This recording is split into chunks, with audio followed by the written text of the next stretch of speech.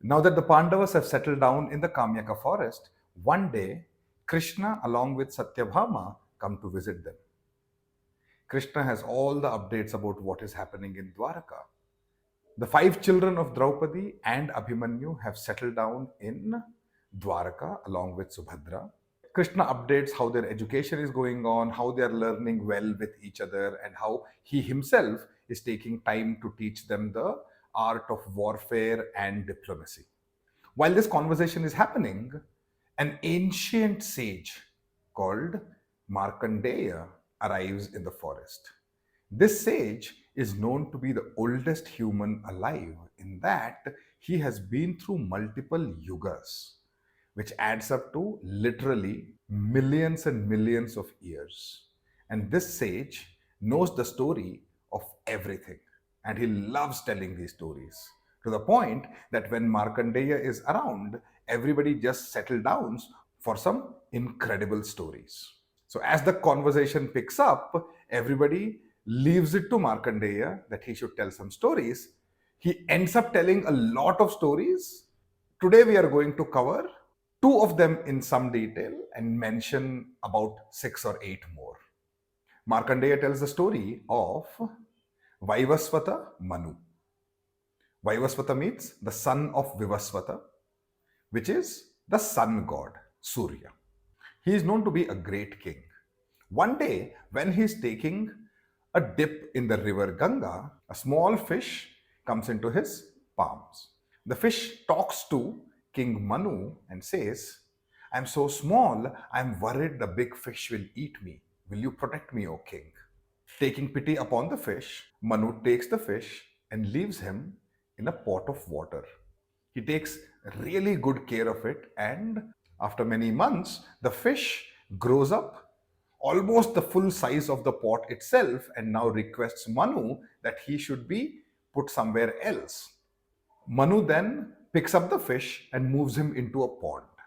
Many a year later, when he revisits the pond, he finds out that this fish has grown incredibly big.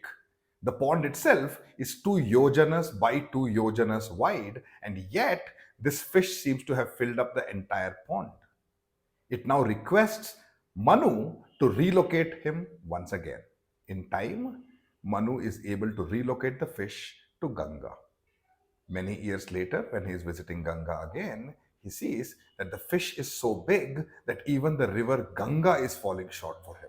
And somehow, Manu is now able to move the fish to the ocean, where he settles down happily. But just before saying goodbye, the fish tells Manu that start collecting the seeds of all the plants that you can think of and ensure that the 7 Saptarshis are near you.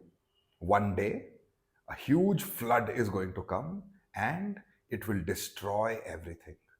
You need to build a ship which can be tethered to the Himalayas itself. In it, you're going to place the Saptarshis, all the seeds of the plants, and sail on.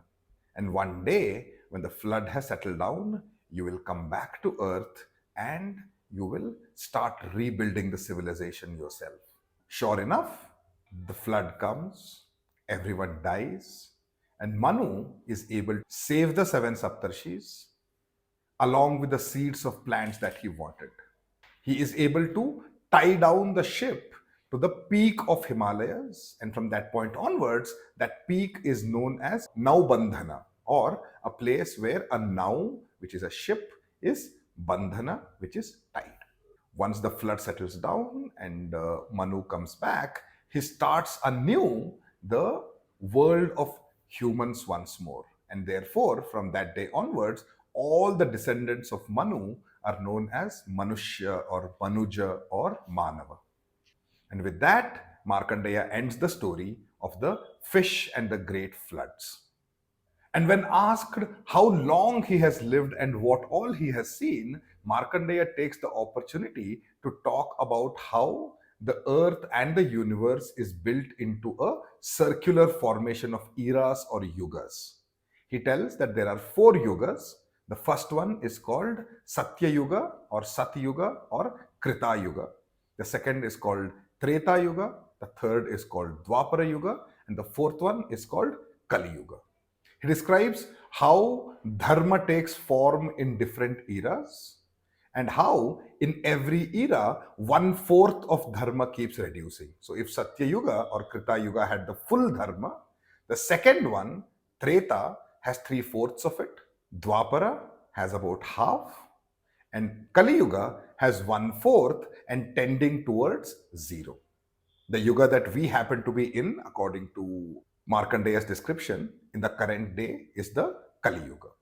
Between every transition from one yuga to another, there is a full long period of nothingness.